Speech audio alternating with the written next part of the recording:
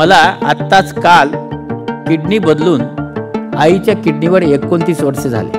29 वर्षे आईच्या किडनीवर जगणारा बहुतेक भारतातला मी एकमेव मनुष्य आहे। दुसऱ्याच्या कामी यावं असा आपण विचारच करत नाही।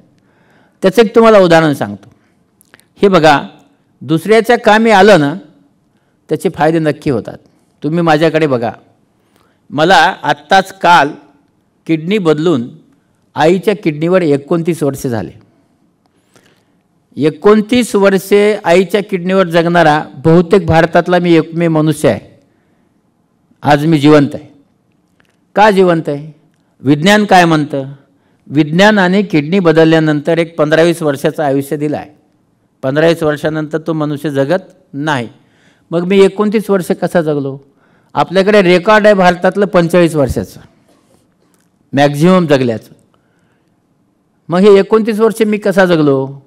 तर बाबांनो, एक लक्षात ठेवा की मी 50 लाख पेशंटला उपचार केले आणि 4.5 लाख पेशंट ऑपरेशन केले।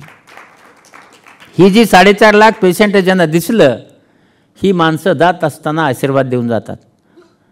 देव आहे का नाही मी पाहिला नाही, पण आशीर्वाद नक्की असतात। जर तुम्ही दुसऱ्याच्या कामाला आले तर ते तुम्हाला आशीर्वाद देऊन जातात आणि त्याच्यामुळे मी आज 29 वर्ष जिवंत आहे।